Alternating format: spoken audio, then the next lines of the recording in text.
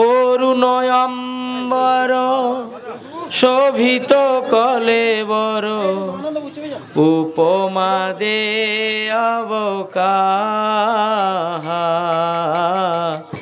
জানুলম্বিত বাহু যুগল কনক পুতলি দেহা অরুণয়ম্বর শোভিত কলেবর উপমা দে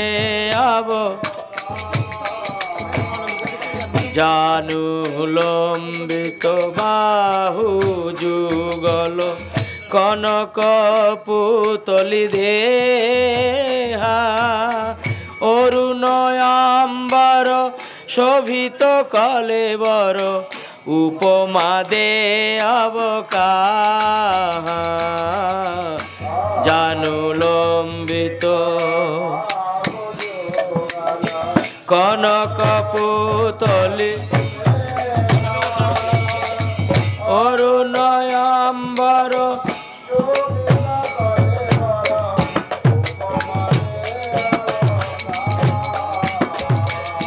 হাস বিমল বয়ান কমল পীন হৃদয় সাজে।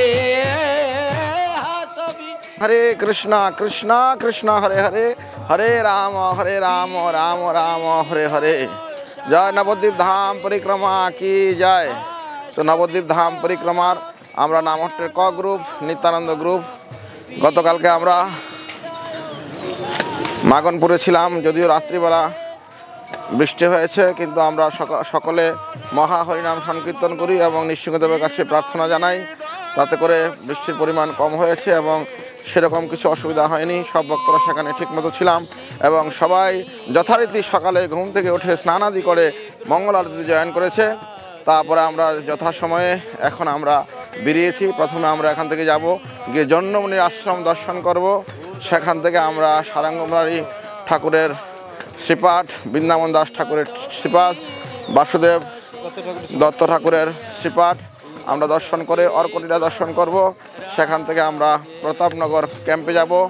আজকে পরম পূজ্য শ্রীমৎ গৌরাঙ্গ প্রেম স্বামী মহারাজের আবির্ভাব তিথি ব্যাসপূজা মহোৎসব সেখানে পালিত হবে। সমস্ত ভক্তরা অনেক আনন্দে রয়েছে যে মহারাজের ব্যাসপূজায় সবাই অংশ নেবে এবং ফিস প্রসাদ পাবে। নিতাই গৌর প্রেমানন্দে হরি হরি বল। পরম পূজ্য শ্রীমৎ গৌরাঙ্গ প্রেম স্বামী মহারাজ কি জয়। নবদ্বীপ ধাম পরিক্রমা কি জয়।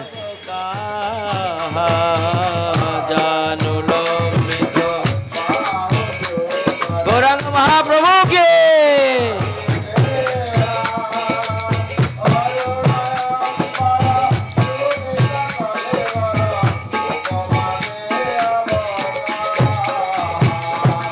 চরণ নখর উজর শশধর কনয়া মঞ্জরি সোহে।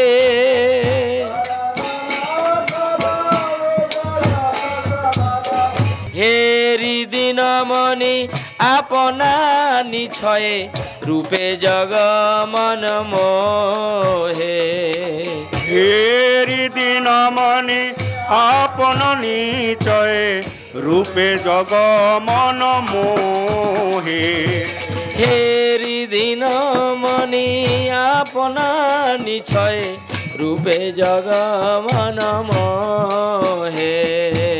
হেরি দিনমণি আপন নিছয়ে রূপে জগমন মোহে।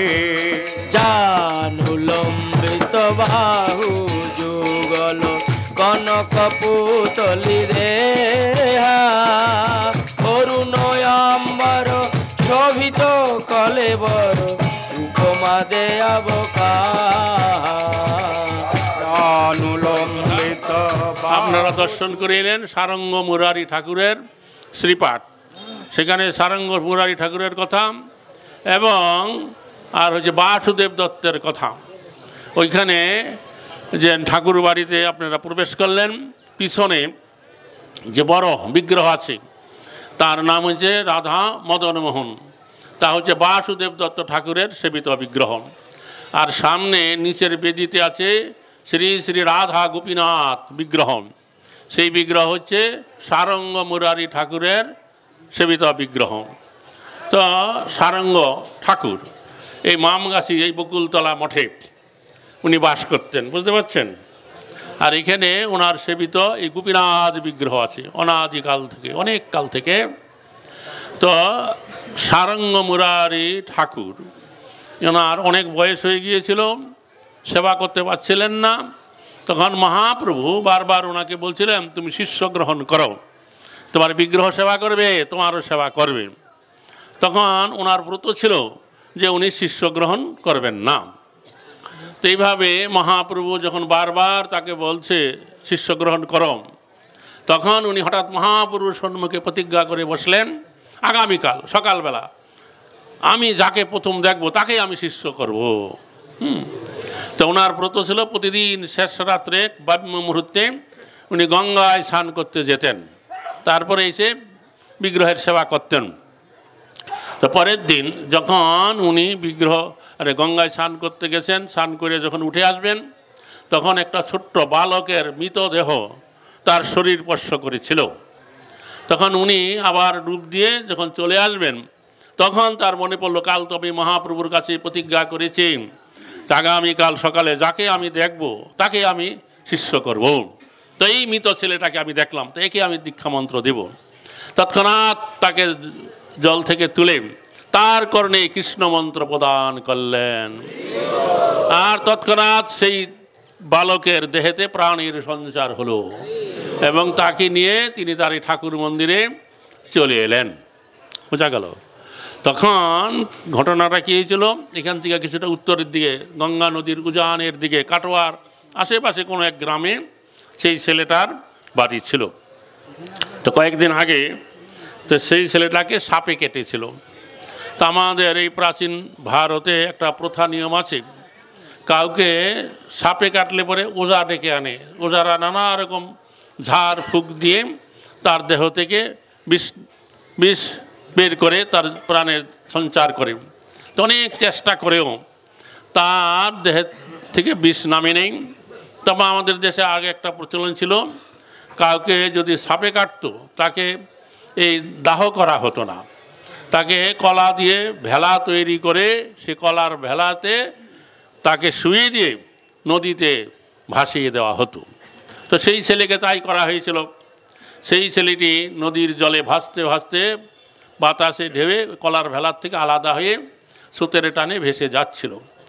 আর এই সারঙ্গ ঠাকুরের দর্শন প্রাপ্ত হওয়ার পরে তাকে যখন কৃষ্ণমন্ত্র দিলেন, তখন সেই ছেলেটি আবার পুনরায় দেহেতে প্রাণের সঞ্চার হয়ে গেল।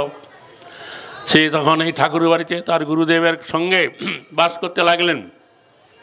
তার কয়েকদিন পরে তার পিতা মাতা যখন জানতে পারল যে তাদের ছেলে জীবিত হয়েছে, তখন তারা এখানে এলেন এবং সেই ছেলেকে এখান থেকে গৃহেতে ফিরিয়ে নিয়ে যাওয়ার চেষ্টা করলেন। তখন সেই ছেলে তার পিতা মাতাকে বলল যে দেখো, আমি সাপে কেটেছে আমাকে, তা আমার আশা ছেড়ে দিয়ে তোমরা তো আমাকে নদীর জলে ভাসিয়ে দিয়েছ, গুরুদেবের কৃপায় আমি আমার দেহেতে প্রাণের সঞ্চার পেয়েছি, তা আমি বাকি জীবন এই গুরুদেবের সেবায় আমি করে যেতে চাই। তখন থেকে তিনি এখানে বাস করতে লাগলেন এবং গুরুদেবের নির্দেশ অনুসারে সেবা পূজা করতে লাগলেন এবং এইখানেই কর্মে কর্মে তিনি বড় হলেন। আর তার নাম হলো মুরারি, গুরুদেবের নাম হচ্ছে সারঙ্গ। তো গুরুদেব এবং শিষ্যের নাম একত্রে বলা হয় সারঙ্গ মুরারির পাঠ। বোঝা গেল। আর পিছনে যে বড় বিগ্রহ দেখলেন রাধা মদন গোপাল বিগ্রহ, সেই মদন গোপাল বিগ্রহ হচ্ছে বাসুদেব দত্ত ঠাকুরের শ্রীপাঠ, মহাপ্রভুর একজন অন্যতম পার্ষদ ভক্ত বাসুদেব দত্ত। তো তার আদিবাড়ি বা জন্মস্থান হচ্ছে বাংলাদেশের চট্টগ্রাম জেলার ছনহরা। তো আমি এই গত বছর জুন মাসে আমি সেই ছনহরা গ্রামে গিয়েছিলাম। বোঝা গেল। হরে কৃষ্ণ। তো খুব সুন্দর জায়গা, অনেক গাছপালা লাগানো, গৌরনীতায় ইস্কন ওই জায়গা অধিগ্রহণ করে সুন্দর গৌরনীতায় বিগ্রহ স্থাপন করে সেবা প্রকাশ করেছেন। তারপরে বাসুদেব দত্ত ওখান থেকে যে মেখল গ্রাম আছে, পুণ্ডরিক বিদ্যানিধি, ওর পাশে এই বাসুদেব দত্ত এবং মুকুন্দ দত্ত তারা দুই ভাই বাস করেছেন। বোঝা গেল? মুকুন্দ দত্ত এবং বাসুদেব দত্ত তাদের সেই জায়গাও আমাদের ইস্কনের প্রভুরা অধিগ্রহণ করেছে এবং সেখানে বাসুদেব দত্তের বাড়িতেই বোধহয় নাকি গৌরনীতায় বিগ্রহ অনেক বছর আগেই প্রতিষ্ঠা করেছেন। তার পাশে যে মুকুন্দ দত্তের যে মন্দির আছে সেটা এখন গ্রহণ করা হচ্ছে এবং সংস্কার কার্য চলছে। তারপরে এই মুকুন্দ দত্ত অল্প বয়সেই তিনি নদিয়া নবদ্বীপে চলে আসেন, কারণ এই নদিয়া হচ্ছে তৎকালীন সময়ে একটা বিদ্যা শিক্ষার শ্রেষ্ঠ স্থান ছিল। তো তিনি এখানে পড়াশোনা করলেন এবং মহাপ্রভু যখন হরিনাম কীর্তন করতে শুরু করলেন তখন থেকেই এই মুকুন্দ দত্ত ছিলেন এই মহাপ্রভুর হরিনাম সংকীর্তনের ভক্ত এবং মহাপ্রভুর যখন যেই ভাব হতো সেই ভাব অনুসারে পদ কীর্তন গেয়ে মহাপ্রভুকে আনন্দ প্রদান করতেন। মহাপ্রভু যখন সন্ন্যাস গ্রহণ করে নীলাচলে গেলেন তখন এই মুকুন্দ দত্ত নীলাচলে গিয়েছিলেন। আর এই বাসুদেব দত্ত তারপরে সে চট্টগ্রাম থেকে এসে তিনি কাঁচরাপাড়া গ্রামে বাস করলেন, শিবানন্দ সেনের গৃহের পাশেই। আর তো ওইখানে তিনি থাকতেন। তারপরে ওখান থেকে তিনি এই মামগাছি গ্রামে এসে বসতি করেন, যেখানে ঠাকুরবাড়ি দেখলেন বকুলতলা মঠ, তার একটু পাশেই বাসুদেব দত্তর ভিটা আছে। ওই স্থান এখন বাউন্ডারি ওয়াল করা আছে, ওখানে রেখে তিনি মদন গোপালকে রেখে সেবা করতেন। তো এই বাসুদেব দত্ত পরম উদার ভক্ত ছিলেন। হ্যাঁ, তিনি কি করতেন যে একবার মহাপ্রভু তার ভক্তগণকে একে একে ডেকে ডেকে জিজ্ঞাসা করছিলেন যে কার কি অভিলাষ আছে, আমি এক্ষুনি যার যা অভিলাষ আছে তা তোমাদেরকে আমি পূর্ণ করব। তো অনেকেই যার যার অভিলাষ বলছিলেন। বাসুদেব দত্তকে যখন জিজ্ঞাসা করা হলো যে তোমার কি অভিলাষ আছে, তুমি কি চাও বলো, বাসুদেব দত্ত বলতে চাইছিলেন না, সংকোচ বোধ করছিলেন। মহাপ্রভু যখন বারবার পীড়ন করলেন বলবার জন্য, তখন বাসুদেব দত্ত ঠাকুর বললেন যে এই যে জীবের সংসার দুঃখ দেখে আমার খুব কষ্ট হয়, তাদের এরকম বারবার জন্ম হচ্ছে, বারবার মরণ হচ্ছে, তারপরে এই জগতে এসে ত্রিতাপ যন্ত্রণায় কষ্ট পাচ্ছে, কর্ম অনুসারে কখনো স্বর্গে কখনো নরকে গতাগতি করছে। তো জীবের এই দুঃখ দেখে আমার খুব দুঃখ হয়। তা আপনি আমার এই অভিলাষ বা এই বর আমি চাই, এই ব্রহ্মাণ্ডের যত জীব আছে তাদের যাবতীয় কর্মফল আমাকে দেওয়া হোক। আমি সমস্ত জীবের কর্মফল নিয়ে অনন্তকাল নরক যন্ত্রণা ভোগ করব, আর আপনি সমস্ত জীবকে উদ্ধার করে ভগবত ধামে নিয়ে চলুন। তখন মহাপ্রভু বললেন যে তুমি আমার কাছে এই বর চাইতে এত সংকোচ বোধ করছিলে কেন? তখন বাসুদেব দত্ত ঠাকুর বললেন এই ব্রহ্মাণ্ডের সর্বজীব যদি উদ্ধার পেয়ে ভগবত ধামে চলে যায় তাহলে আপনার এই সৃষ্টিলীলা কী করে চলবে? তখন মহাপ্রভু বললেন যে দেখো, এই যে মহাকাশ আছে, এই মহাকাশে অনন্ত কোটি ব্রহ্মাণ্ড আছে।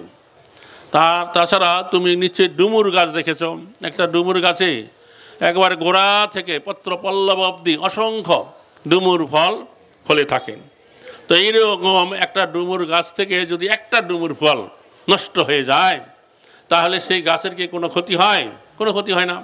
তো সেই রকম এই যে মহাকাশে এরকম অনন্ত কোটি ব্রহ্মাণ্ড রয়েছে, তার ভিতর থেকে যদি একটা ব্রহ্মাণ্ডের জীব যদি উদ্ধার পেয়ে চলে যায় তাহলে সৃষ্টিলীলা কোনো অসুবিধা হতে পারে? হতে পারে না। ঠিক আছে, তোমার বিনা নরক যন্ত্রণা ভোগে এই ব্রহ্মাণ্ডের সমস্ত জীব উদ্ধার পেয়ে ভগবত ধামে চলে যাবে। তো সেই বাসুদেব দত্তের প্রার্থনা অনুসারে মহাপ্রভুর সময়ে এই ব্রহ্মাণ্ডের যত জীব ছিল তারা সকলেই উদ্ধার পেয়ে চলে গেছে। আবার অন্য ব্রহ্মাণ্ডের জীবদেরকে কর্মে উদ্বুদ্ধ করে এই ব্রহ্মাণ্ডে প্রেরণ করা হয়েছিল, যার জন্য এই ব্রহ্মাণ্ড পূর্বের ন্যায় একবার জীবে পরিপূর্ণ আছে। তা আমরা কেউ সেই সময় ছিলাম না এই ব্রহ্মাণ্ডে, থাকলে আমরা উদ্ধার আমাদের দেখার কেউ পেতেন না। হরে কৃষ্ণ। তো যাই হোক, তো একবার এই বাসুদেব দত্ত ঠাকুর যখন ভক্তগণের সাথে পুরীধাম জগন্নাথের রথযাত্রা উপলক্ষে পুরীধামে গিয়েছিলেন, তখন মহাপ্রভু শিবানন্দ সেনের বাড়ির পাশে তো তার বাড়ি ছিল, শিবানন্দ সেনকে নির্দেশ দিলেন যে বাসুদেব দত্ত পরম উদার, যেই দিন যা আয় আসে তাই ব্যয় করে ফেলে, ভবিষ্যতের জন্য কিছু সঞ্চয় রাখে না। গৃহস্থদের আপদ বিপদ, পুত্রকন্যার বিবাহ, পিতৃ মাতার শ্রাদ্ধ উপলক্ষে কিছু টাকা সঞ্চয় রাখতে হয়, সে কিছু রাখে না। তো তুমি কি করবে, তার বাড়ির সরকেল হই মানে সরকার হই, তার আয় ব্যয়ের হিসাব তোমার কাছে রাখবে। হরে কৃষ্ণ। তো যাই হোক, তো এইরকমভাবে এই বাসুদেব দত্ত, মুকুন্দ দত্ত সারঙ্গ মুরারি ঠাকুরের কথা আমরা বললাম। যা ওই যে যেখানে বকুল গাছ দেখছেন, ওই যে বকুল গাছটা বহু প্রাচীন বকুল গাছ, ওইটা মহাপ্রভু অনেক সময় এখানে আসতেন এবং সারঙ্গ মুরারি ঠাকুরের সাথে কথাবার্তা বলতেন। তো এই বকুল গাছে উঠে সেই যে মুরারি অনেক খেলা করতেন। তো এই গাছটা মহাপ্রভুর পার্শ্বদ, মহাপ্রভুর লীলা সে দেখেছি। হরে কৃষ্ণ। বৃন্দাবন দাস ঠাকুর যিনি হচ্ছেন এই গৌরলীলায় ব্যাস অবতার, স্বয়ং ব্যাসদেব এই গৌরলীলাতে বৃন্দাবন দাস ঠাকুর রূপে আবির্ভূত হয়েছেন। তো এই বৃন্দাবন দাস ঠাকুর তিনি এইখানে আবির্ভূত হইলেন। তো বৃন্দাবন দাস ঠাকুর হচ্ছেন যে শ্রীবাস ঠাকুরের যে একটা ভাতুষপুত্রী, ভাইজি বুঝতে পারছেন। তারা 4 ভাই ছিলেন, কিন্তু জানা যায় তারা ছিলেন আসলে 5 ভাই। তো তারা 4 ভাই, শ্রীবাস, শ্রীরাম, শ্রীনিধি, শ্রীপতি, 4 ভাই শ্রীহট্ট থেকে, শ্রীহট্টে বিহারী বাজারে তাদের বসত বাটি ছিল। সেখান থেকে তারা এই গঙ্গার তীরে নবদ্বীপে এসে বসতি করেন। আর তাদের আরেকজন জ্যেষ্ঠ ভাই ছিল, তার নাম হচ্ছে নলিন পণ্ডিত। নলিন পণ্ডিত এবং তার স্ত্রী তারা সেই বিহারী বাজার শ্রীহট্টেই থেকে গিয়েছিলেন। তো তাদেরই কন্যারূপে এই নারায়ণী দেবী সেখানে আবির্ভূত হন। আর এই নারায়ণী দেবীর জন্মগ্রহণ করার কিছুকাল পরেই এই নলিন পণ্ডিত এবং তার পত্নী তারা দেহত্যাগ করেন। তা শ্রীবাস ঠাকুর তা জানতে পেরে তার এই যে তার ভাইজিকে তিনি শ্রীহট্ট থেকে আনয়ন করে এই নবদ্বীপ মায়াপুরে এনে তার লালন পালনের দায়িত্ব গ্রহণ করেন। তার নাম ছিল নারায়ণী। তো এখানে নারায়ণী দেবী মায়াপুরে বড় হন এবং এই নারায়ণী দেবীর বয়স যখন 4 বছর, তখন মহাপ্রভু তার এই যে স্বয়ং ভগবান রাধাকৃষ্ণের মিলিত তনু সেটা তিনি প্রকাশ করলেন। তো মহান শ্রীবাস ঠাকুরের বাড়িতে হরিনাম কীর্তন হতো। তখন লোকেরা একটা রটনা রটাইল যে নবাবের সেপাই আসছে, শ্রীবাস ঠাকুরকে ধরে বেঁধে নিয়ে যাবে। তখন শ্রীবাস ঠাকুর পরম উদার, যে যা বলে তাই বিশ্বাস করেন। তিনি ঘরে গিয়ে কি করেছেন, বিষ্ণুর সহস্রনাম পড়ছিলেন এবং নৃসিংহদেবের স্তব করছিলেন। মহাপ্রভু তা জানতে পেরে তিনি তাড়াতাড়ি শ্রীবাস ঠাকুরের বাড়িতে চলে যান এবং সেখানে গিয়ে তিনি শ্রীবাস ঠাকুরের বাড়িতে রাখা বিষ্ণু খাট্টায় বসে চতুর্মূর্তিরূপে দেখা দিলেন এবং বলে, তুমি কার ভয় করো? আমি সাক্ষাৎ তোমার সম্মুখে উপস্থিত, তুমি কত ভয় পাচ্ছ কেন? আমি ঘরে ঘরে সকলকে হরিনাম বিলাবো, সকলকে প্রেম ভক্তি দেব, তো তুমি দেখবে তার প্রমাণ। তখন 4 বছরের বালিকাই নারায়ণী দেবী সেখানে দাঁড়িয়েছিল।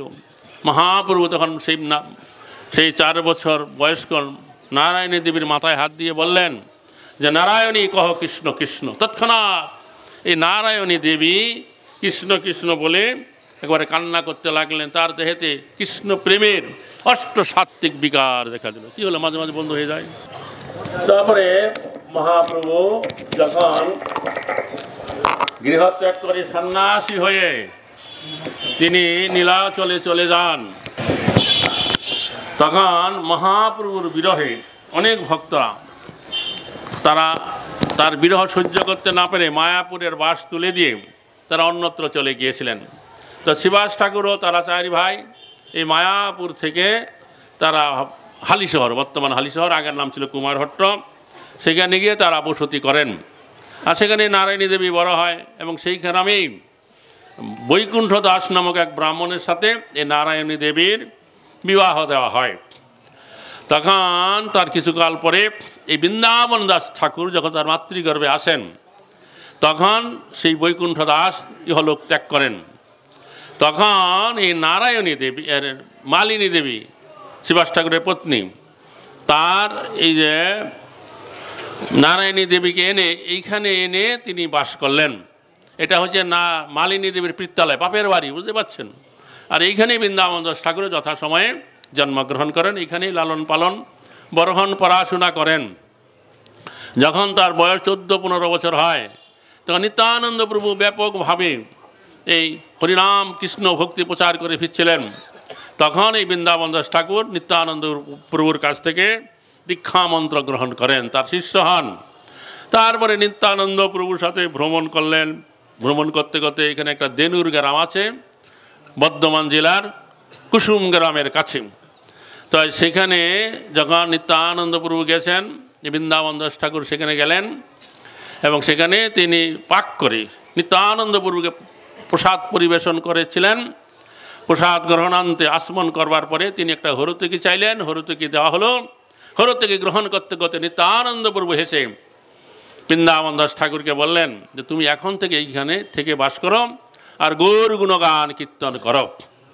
তখন থেকে বৃন্দাবন দাস ঠাকুর সেই দেনুর গ্রামে বাস করতে লাগলেন। আর সেখানে বসেই তিনি চৈতন্য ভাগবতম গ্রন্থ রচনা করলেন। আর সেখানে গৌরনিতাই বিগ্রহ স্থাপনা করে সেবা প্রকাশ করলেন এবং তার মাকেও এখান থেকে ওখানে নিয়ে গিয়েছিলেন। তো সেই বৃন্দাবন দাস ঠাকুরের যে রচিত যে চৈতন্য ভাগবতমের হস্তলিপি গ্রন্থ সেখানে ঠাকুর বাড়িতে আছে। আর সেই গৌরনিতাই যে বিগ্রহ তার সেবা এখনও সেই দেনুর গ্রামে আছে, আপনারা গেলেই দর্শন করতে পারবেন। হরে কৃষ্ণ, নিতাই গৌর প্রেমানন্দে, হরি হরি বল। এখন আমরা এই ধাম মাহাত্ম্য গ্রন্থ, এই যে মামগাছি গ্রাম, এটা আমরা কী করছি, মদোদ্যম গ্রামে চলে এসেছি, বুঝতে পারছেন। মদোদ্যম দ্বীপ, জন্য দ্বীপ পার হয়ে মদোদ্যম এসেছি। এইখানকার কথা হচ্ছে এই হচ্ছে অভিন্ন অযোধ্যা নগরী। তো এখানে লিখে দিয়েছেন চৈতন্য ভাগবতমের কথা, যে নারায়ণী চৈতন্যের উচ্ছিষ্ট ভাজন, তার গর্ভে জন্মিলা শ্রীদাস বৃন্দাবন। তার কি অদ্ভুত চৈতন্য চরিত বর্ণন, যাহার শ্রবণে শুদ্ধ কৈলা ত্রিভুবন। তো কৃষ্ণলীলা ভাগবতে কহে বেদব্যাস, চৈতন্য লীলার বেশ বৃন্দাবন দাস। বৃন্দাবন দাস কইল চৈতন্য মঙ্গল, যাহার শ্রবণে নাশে সর্ব অমঙ্গল। চৈতন্য নিতায়ের যাতে জানিয়ে মহিমা, যাতে জানি কৃষ্ণ ভক্তি সিদ্ধান্তের সীমা। মনুষ্যের রচিত নারী ঐসে গ্রন্থ ধন্য, বৃন্দাবন দাস মুখে বক্তা শ্রী চৈতন্য। নিতাই গৌর সীতানাথ প্রেমানন্দে। জয় শ্রী চৈতন্য ভাগবতম কি জয়। ছিল বৃন্দাবন দাস ঠাকুর। হরে কৃষ্ণ। আপনাদের সকলকে আমরা স্বাগতম জানাচ্ছি। আমাদের আন্তর্জাতিক কৃষ্ণ ভাবনানন্দ সংঘের নামট পক্ষ থেকে নিত্যানন্দ গ্রুপের এই পরিক্রমা চলছে। কলিযুগের অবতার চৈতন্য নিতাই, পাপ পাষণ্ড নাহি মানে।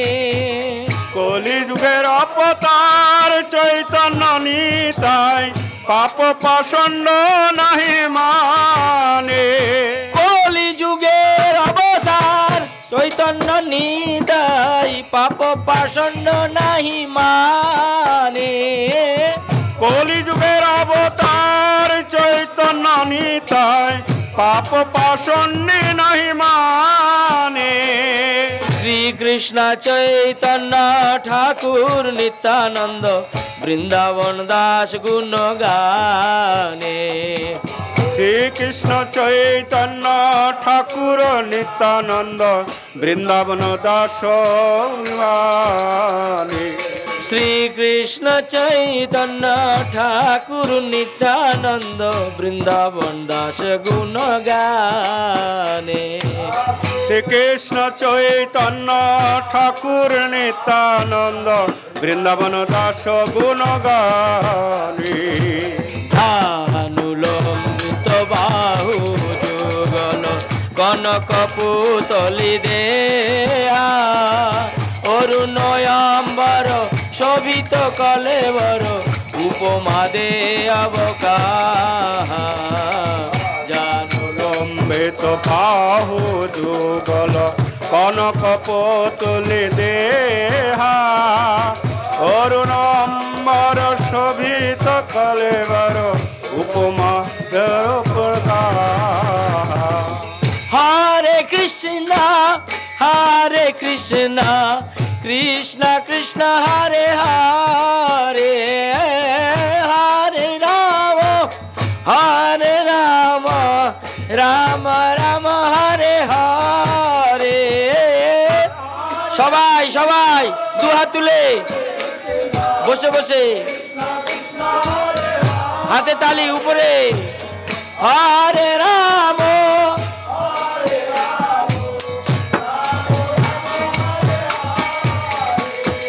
হরে কৃষ্ণ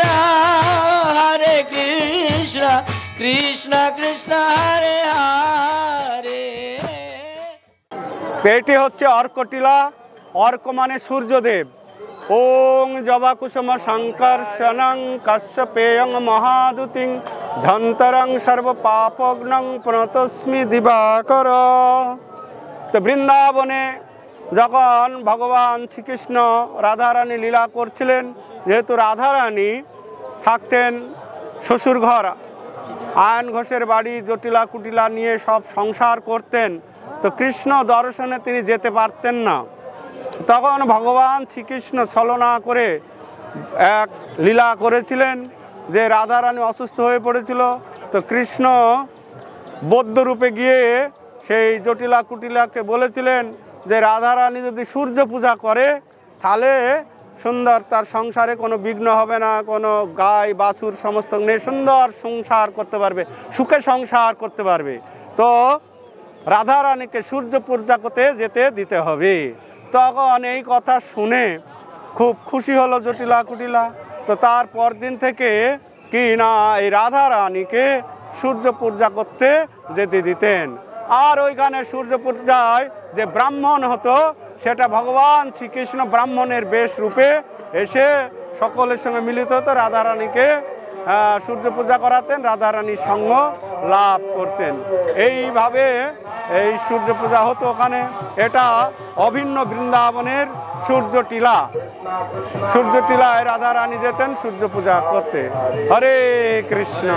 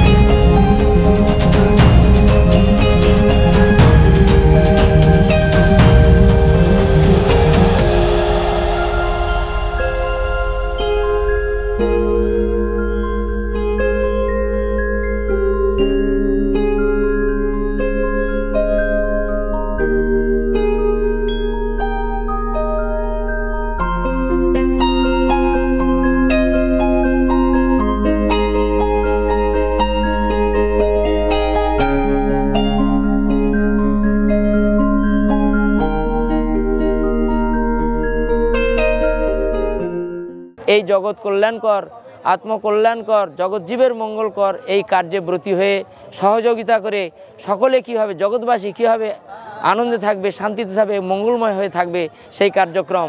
তো আমাদের সেই কার্যক্রম আমরা সারা বছর ধরে অপেক্ষা করি। এই নবদ্বীপমণ্ডল পরিক্রমা আজকে 6ষ্ঠ দিনে পদার্পণ করেছে।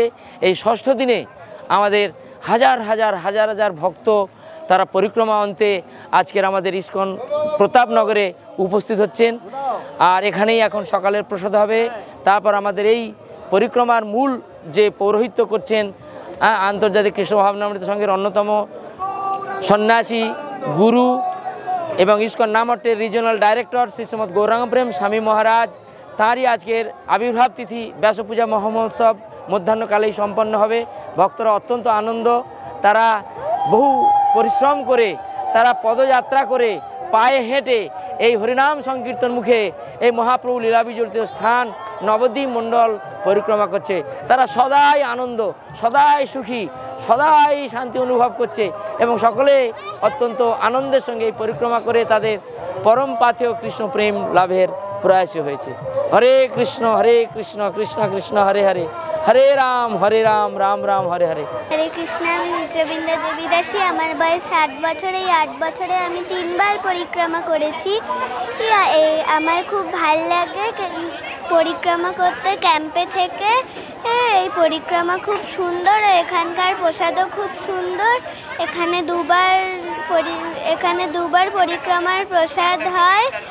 আপনারাও সবাই আসুন ও পরিক্রমার আনন্দ উপভোগ করুন। হরে কৃষ্ণ।